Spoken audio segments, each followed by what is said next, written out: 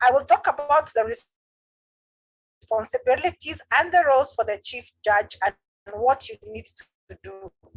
And the chief judge works very closely together with the contest chair.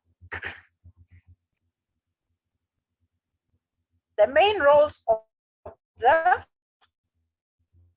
chief judge are appoint and advise contest chairs. These are ballot counters, timers, and tie breaking. At the club level, decide who the contestants are. So that is not the responsibility of the chief judge. The chief judge now works closely with the contest chair and gets the ballot counters, the timers, and the tiebreaker judge. The tiebreaker judge is only known to you as a chief judge. So this is your sole responsibility, and you keep this a secret to yourself. The ballot counters and the timers, we normally have 2 to 3 ballot counters and 2 timers. Rule of thumb would be try and also get backups, because what may happen, you may have 1 ballot counter drop off and you cannot work with 1 ballot counter only. So every time you do get any roll takers or contest officials, ensure you have backups. And sometimes something can happen and you don't want to be caught off guard. The next thing that you need to do is the pre-contest judges briefing.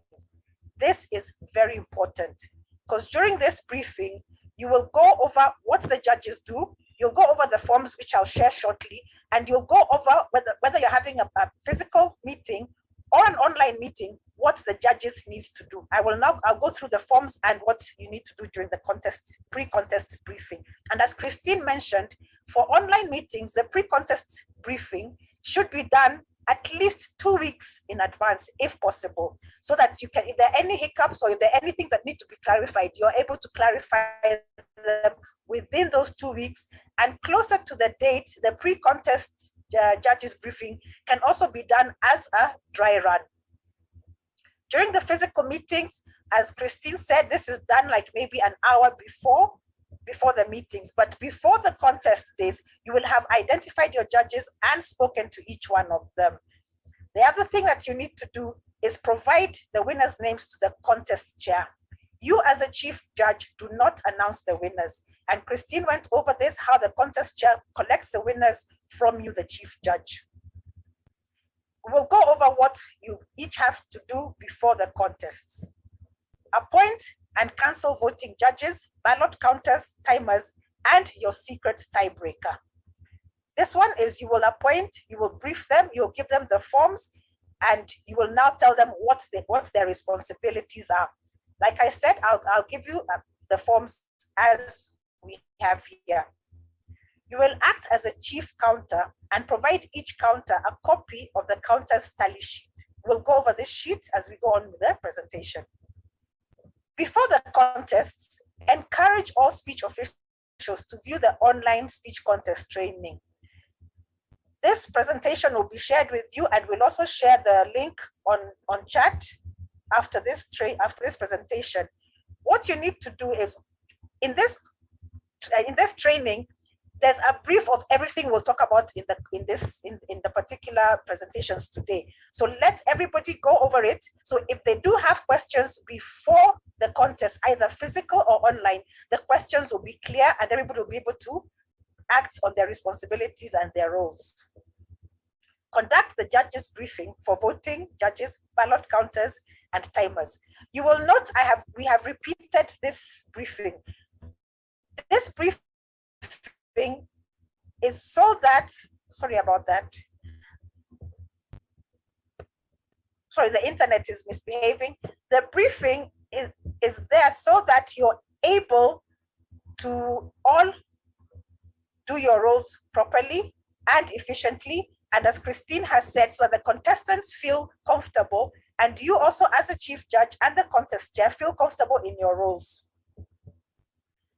This is the counter tallies form I had said you will discuss with your ballot counters.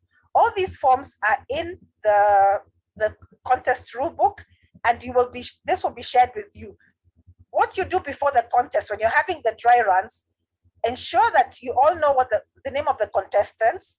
Judges will definitely be Judge 1, Judge 2, Judge 3, Judge 4, and so on. because judges are normally left anonymous, but ensure that you as a chief judge do have the individual judges' names.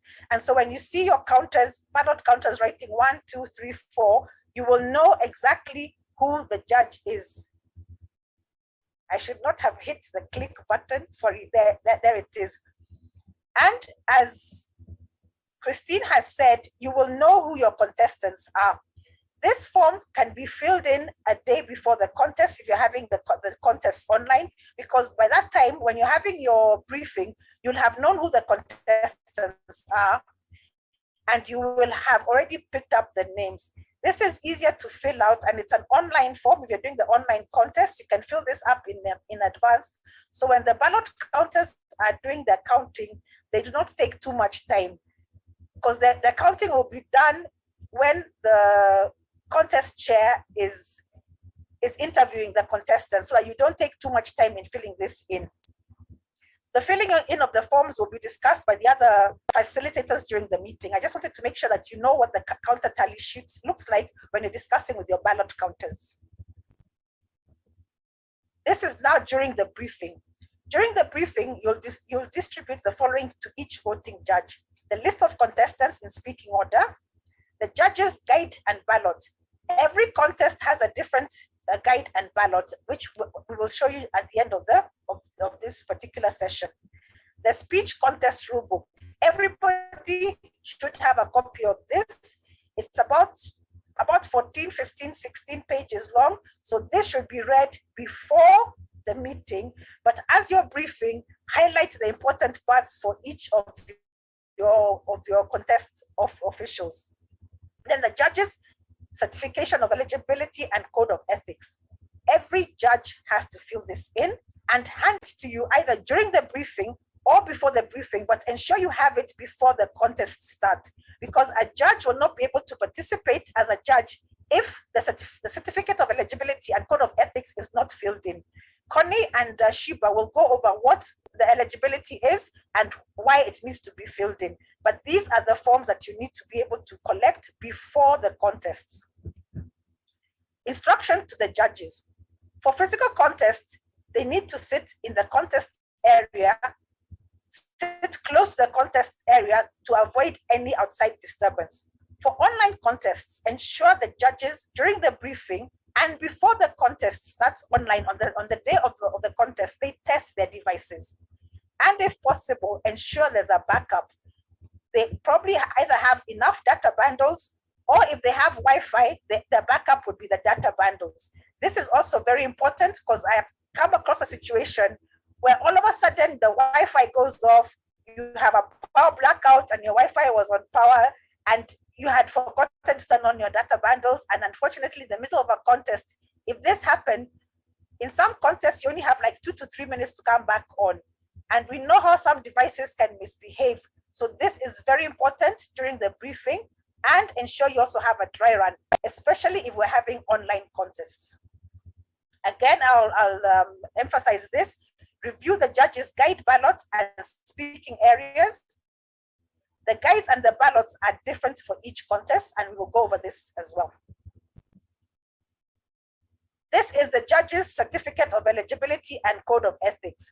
Why I'm sharing these forms for you now is so that you can see how the different forms are clearly labeled, and they clearly have the eligibility criteria. They have the judge's code of ethics criteria, and this will be told to you in detail during today's training. And as you can see, the contests, name of contests are here, the contest levels are here.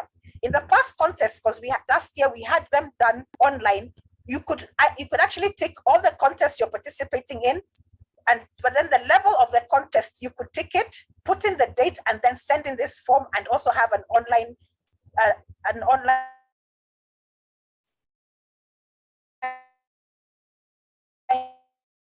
to collect these forms physically.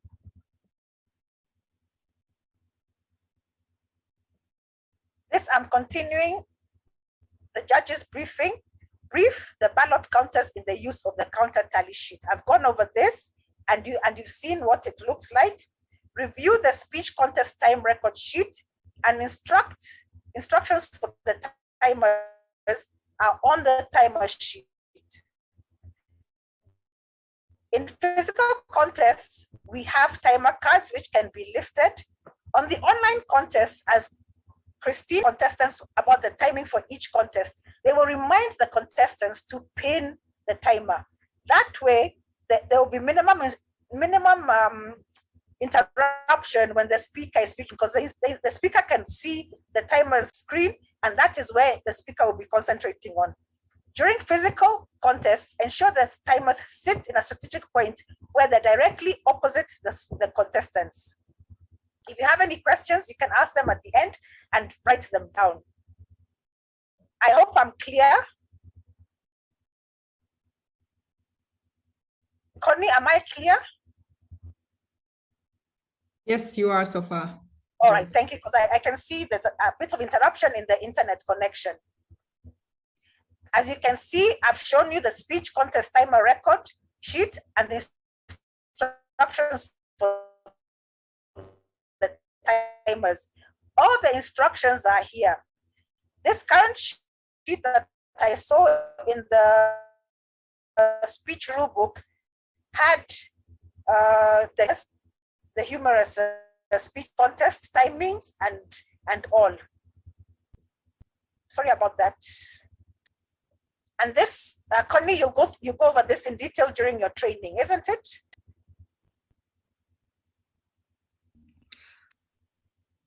Yeah. All right. Not in much detail, but a little bit, yes.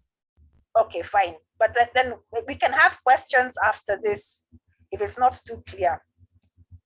During the contest, collect the speech contest timer record as soon as each contest is over.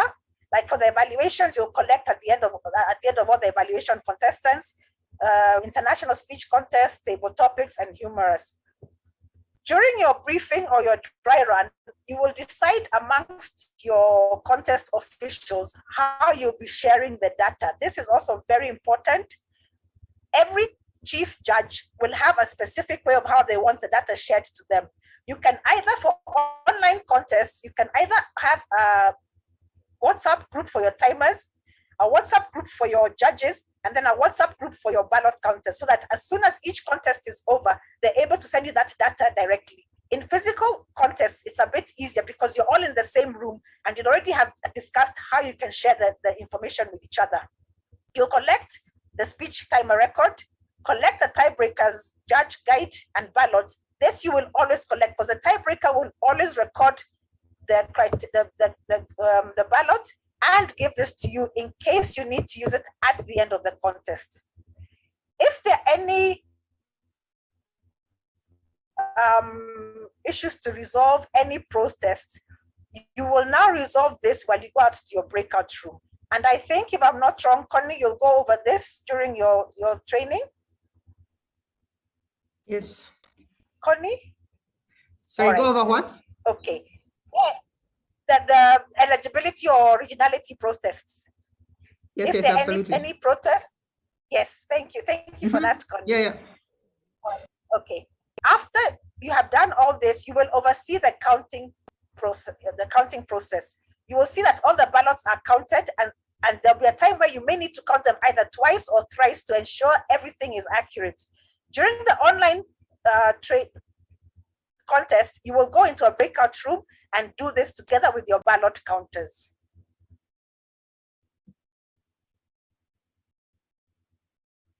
And after you've collected all the ballots, you will provide a list to the contest chair showing the placement of all the contestants. You do have a form that is in the rule book that shows you how you provide the contest chair with the placements of all the contestants. And this will enable the contest chair to prepare the certificates and also be able to announce the winners. This is one thing I wanted to just point out, is know the rules so you can prevent any misconceptions. During this training, you will be able to ask all the questions and all the clarifications you need to do. And one thing you need to remember, a question is never either a silly question or a bad question. Ask all that you need to ask so that everything is very clear and we are able to run the contests very well. I will now go over the forms. You will see that all the forms, all the judges' guide and ballots are clearly labeled. So there's not a chance where you'll have your judges have a mistake. The evaluation form looks like this. The table topics form, as you can see, it's clearly labeled. Other sections will be discussed during the training before the end of this evening. The humorous speech contests, you can see all the forms are clearly labeled. So you'll be able to ensure that everything is clearly labeled and sorted out and collected in time. And then the international speech contests. I'll have about probably 5 minutes for any questions and answers or any clarifications.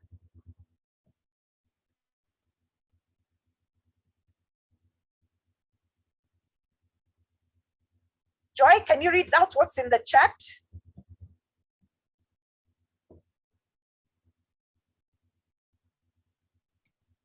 Any questions from the floor?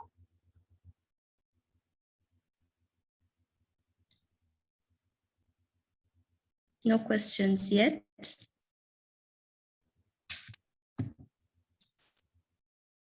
We have 4 more minutes to ask questions. Any clarifications, or was everything clear?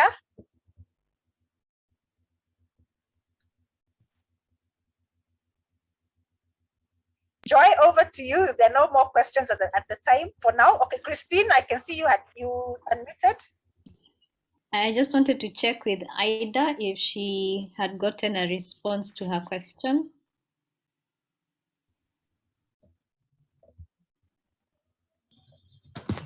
Yes, I did. Thank you for that. And I have one more question. My question is regarding the chief judge. I understand that the judge have to fully attend the contestant's speech until the end. So how does the chief judge control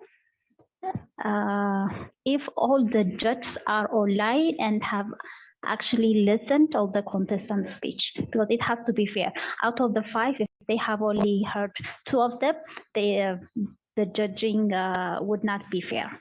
So how does the chief judge do that? Okay, for one, the chief judge will keep an eye on the judges, because he or she knows where the judges are, and they'll try and keep track, because you can actually keep track of the judges if the naming protocol is followed. And all the online contests, the naming protocol has been followed, and the judge is able to keep an eye on them. And then for one thing, being Toastmasters, we do also expect you to have integrity and ensure that you are fair to all your contestants.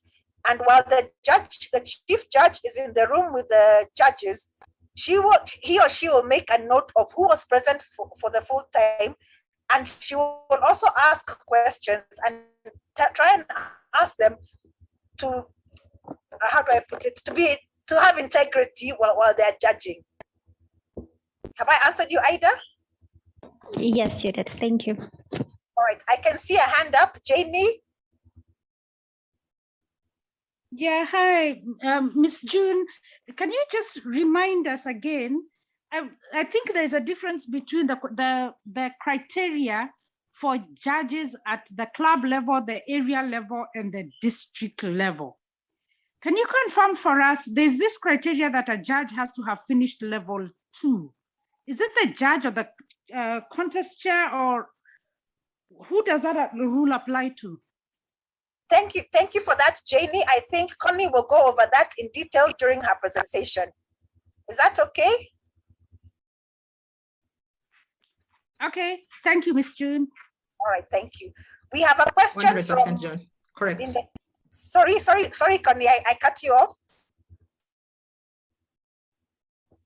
Thank you, Please go Connie. ahead. All right, we have a question in the chat from Timothy. What happens if a judge is unable to fill the template? Timothy, please clarify on that. In the case where a judge is played by technology and they're unable to use the Toastmasters template, All right. where they can't fill and sign. Okay, what we've done in the past is we've requested judges to try and also print them out. Once they print them out, they can handwrite, they can fill them in handwriting, and then take a picture and send to the chief judge either through email or through WhatsApp. And that has seemed to work because yes, we have had technical issues where they've not been able to fill it in online, but they have printed them out, handwritten them, signed them, then taken a picture and a screenshot or a picture and sent them to the chief judge. Does that answer your question?